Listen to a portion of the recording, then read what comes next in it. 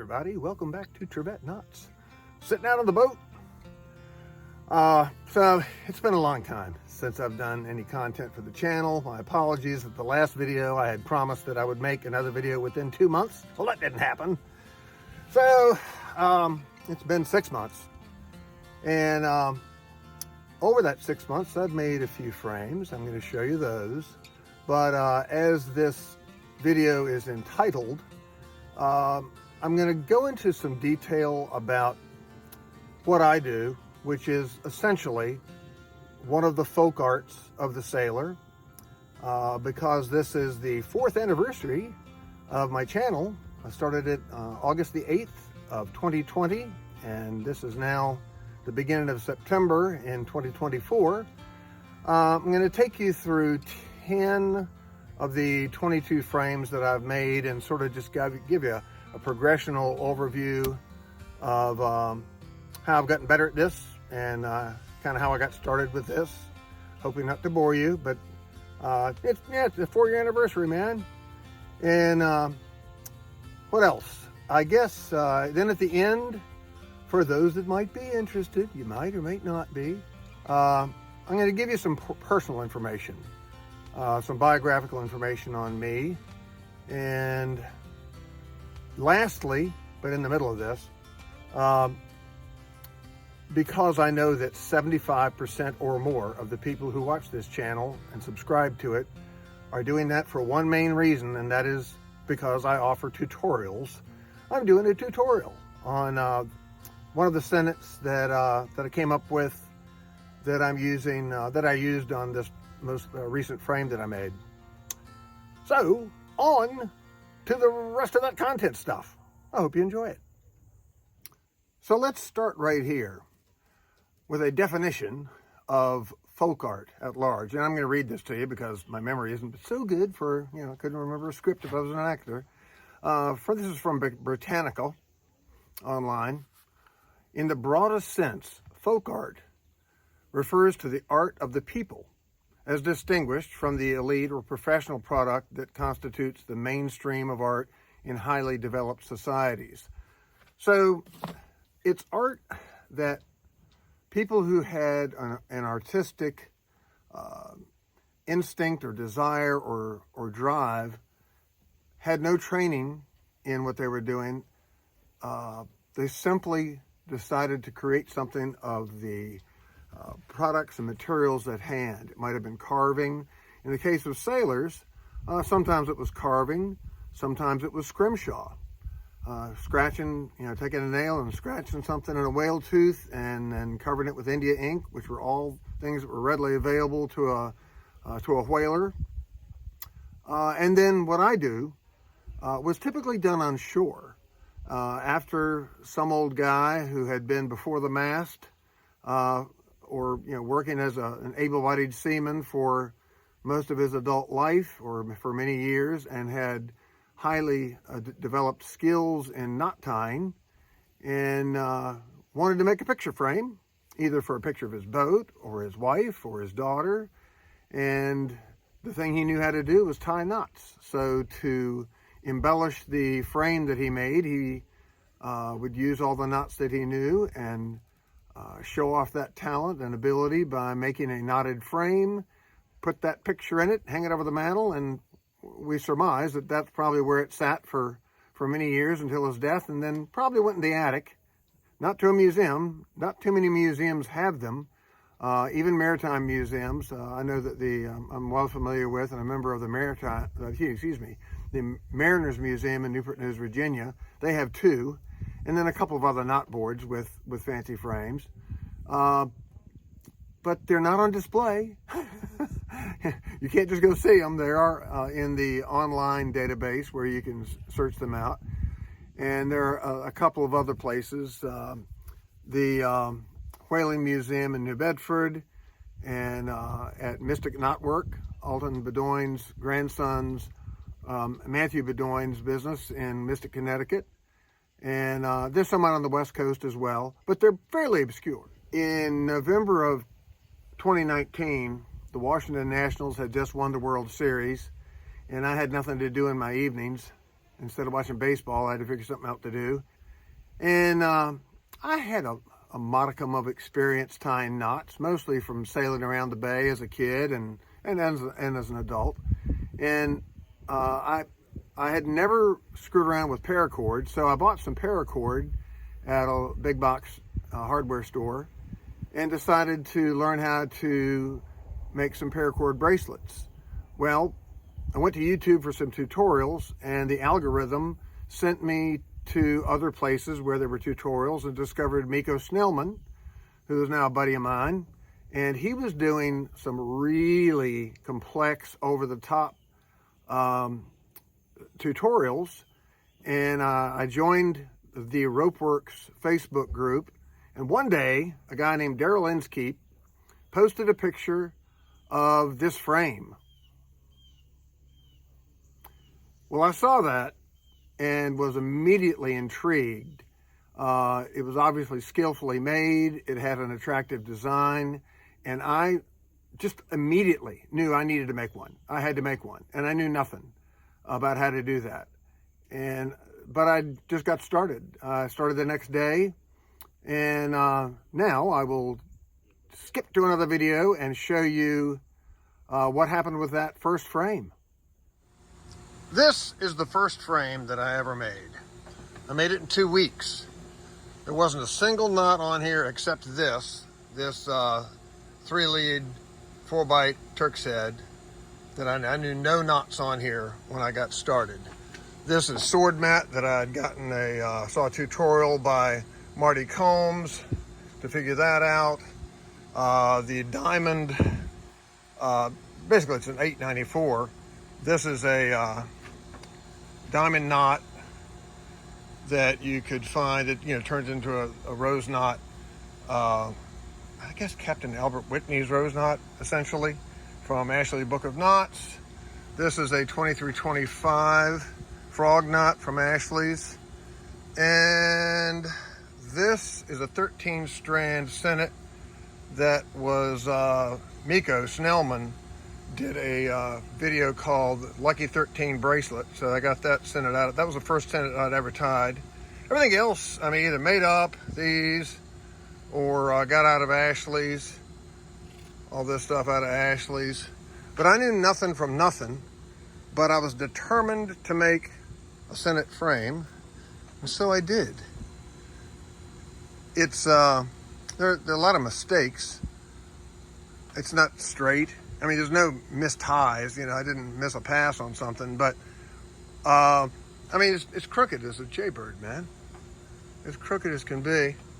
And one of the biggest mistakes I made was I just didn't know any better. Was that all this is tied out of an extremely hard laid line, number 120, that you can get. That was Marty Combs line that you can get from Nautical USA or Beagle Bay Knotworks, and it's too hard to tie Sennit with. I mean, you are not going to get good results. I mean, it's fine on the sword mat, but not the right thing. I didn't know. I knew nothing. But there it is. Since that first frame, and directly thereafter, I finished that frame in July of 2020. It took me 2 weeks to make it. Some friends on the YouTube group, Ropeworks, said, hey, you need to show us how you did that. There are no instructions anywhere, which is true. There were no instructions anywhere on planet Earth as to how to go about making a Sennit frame or fancy knotwork frame. So I said, all right, I'll show you what I did. I mean, I didn't know what I was doing already still. I mean, I just made one, and I knew nothing about that, and I wasn't a good knot tire. But I said, yeah, I'm going to make another one, so I'll show you what I do as I go along on this one. And since that time, I've gotten better at it. And over the last 4 years, I have made, I think, 22 frames. So instead of sitting here on the boat doing that, I'm going to show you some pictures of those frames, 10 of them. And those 10 will include the last 3 that I've made just here in the last few months.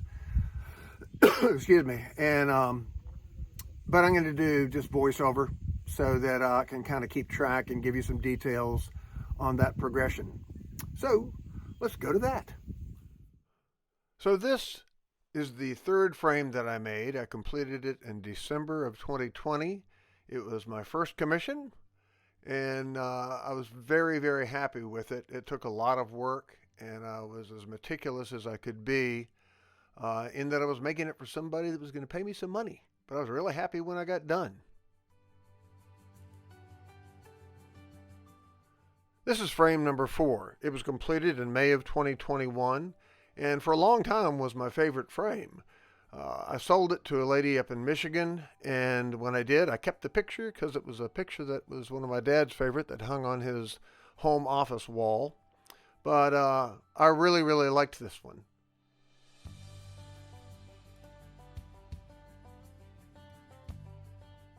This one was life-changing, and is still one of the greatest honors of my life.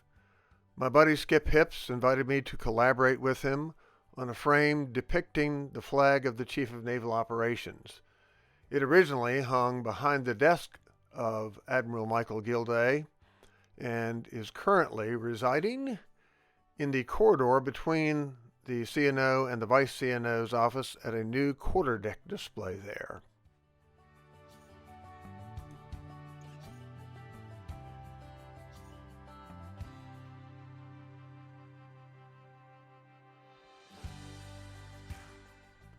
I call this one the Reef Knot frame.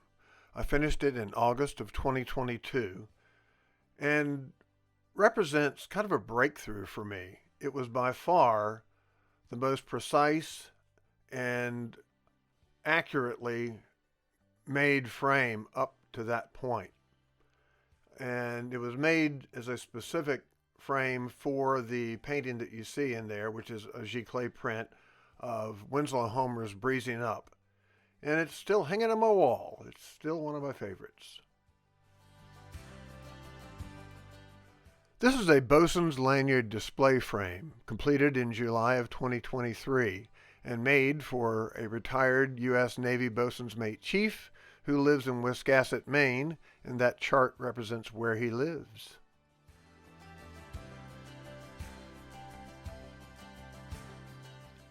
This was made to display Melbourne Smith's depiction of Sea Witch, 1846, the fastest clipper ever to sail. The frame was completed in September of 2023.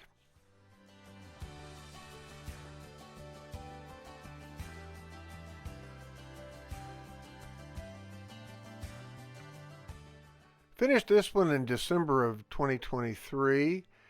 There's a picture there of my friend Howard Kinnair climbing the ratlines of a ship in South Street Seaport at age 16. And the frame was commissioned by his girlfriend for his Christmas present. Okay, we're almost up to the present. This one and 2 more. This piece was made as essentially a marketing piece that will be displayed and advertised on a friend's website.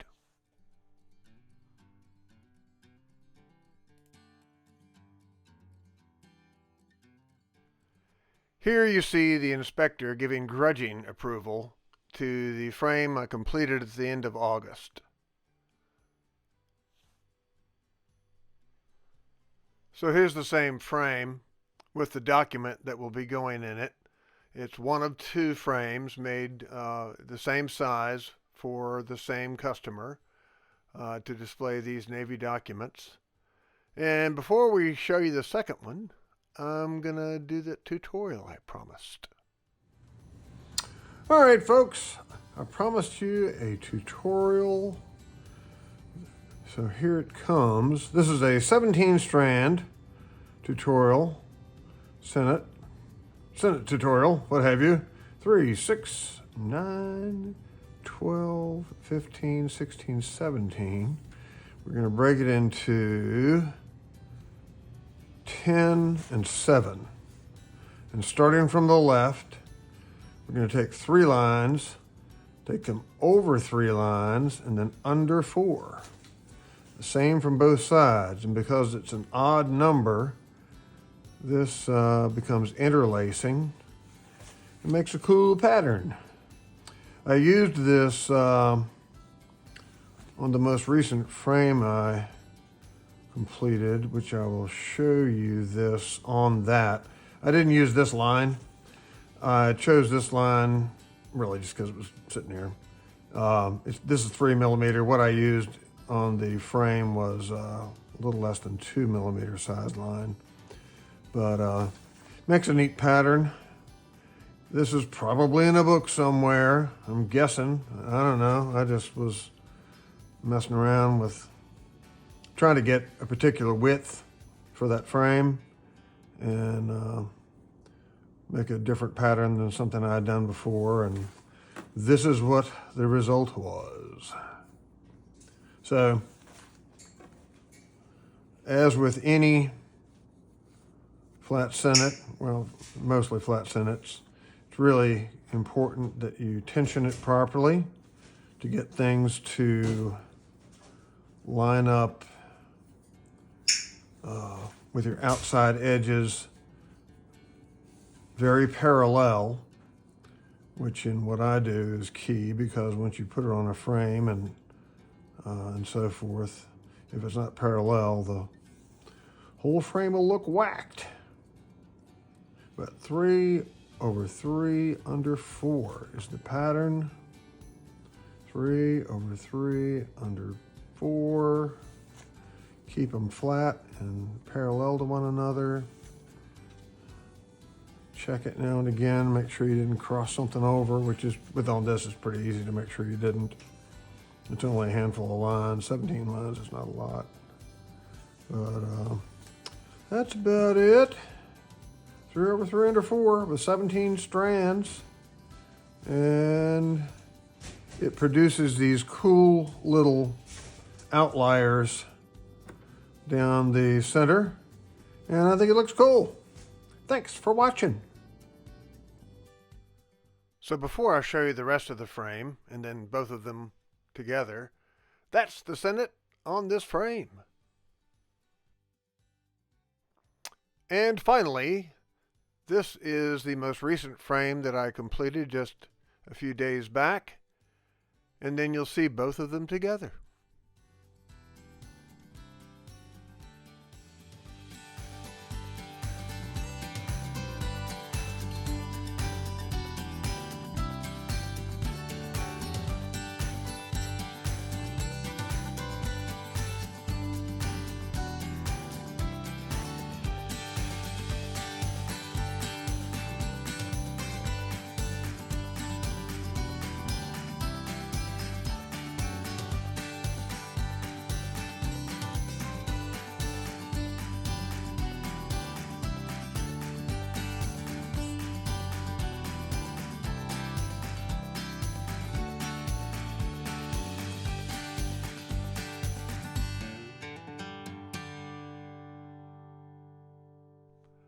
I've never shared anything that is particularly personal on this channel, just stuff about tying knots and so on. But the other day, I randomly came across a video by someone that I don't actually follow in any way, but I decided to click on it regardless.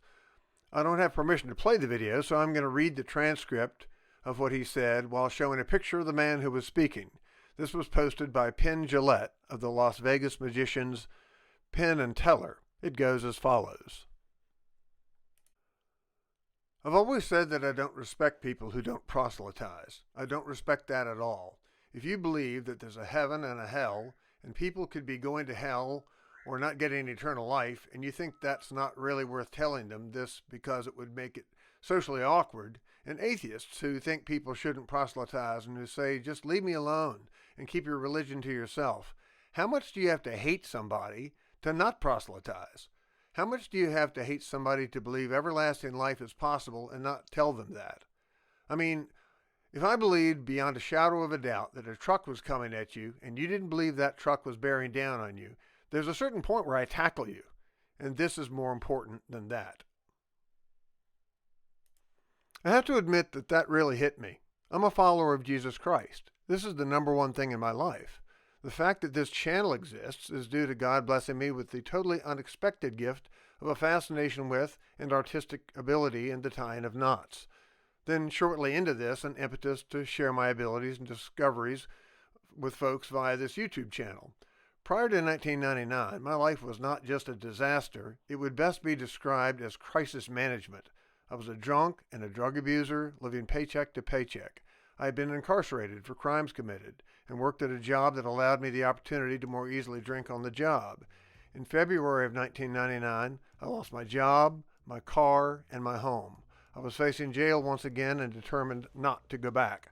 One of my drinking buddies took the risk of letting me stay at his house for a few days to try to figure out what I was going to do. I woke up on a Monday morning, headed for the fridge for a beer at 10 a.m., and with the door open said out loud, "I can't do this anymore." That was unusual because I had never imagined the idea of not drinking. I walked over to the black pleather couch I had been sleeping on, sat on the armrest, and prayed this prayer: "God, help me." I meant it. I took a shower, threw on some clean clothes, and walked a half mile to a meeting of a well-known 12-step program and picked up a white chip. Thus began a long journey to sobriety and sanity. I did end up facing the music, so to speak, and was incarcerated one last time, but by the time they locked me up, I had been sober for 3 months. I have continued applying the principles of that program to my life since then. One of the keys to that process was finding a power greater than myself. I believed in God, but had never been especially interested in living my life by anyone's rules other than my own. What I discovered through that program was a manner of living that over these years has become ingrained in me. But the key was that my faith in Jesus gave me the ability to begin making better choices in my day-to-day life. I had had a conversion to a real relationship with God, one that gave me the ability to actually become a productive member of society. Day by day, week by week, and year by year, I have grown in my relationship with Jesus. Christianity, real Christianity, is not a set of rules to follow to avoid being a bad boy. Here's an analogy that spells it out. You go to court for a traffic ticket. Say you were speeding, and the judge pronounces you guilty. But wait, he tells you that you're free to go. Why, you ask? Someone paid your fine, he says. You're guilty, but the fine has been paid. That's what Jesus did. He paid my fine, and now I live a life in gratitude each day for that fact. I'm not waiting for Judgment Day, when God weighs out my debits and credits, hoping that things turn out okay. I know the price was paid through nothing I did. I accept it, and I believe it. My life today is better than I ever expected it could be. Yes, life is still difficult, complicated, and messy, but if everything that I have was to go away tomorrow, I know that ultimately I would be fine, because the Creator of the universe loves me. Well, thanks for watching, and thanks for listening, and we'll see you on the next one.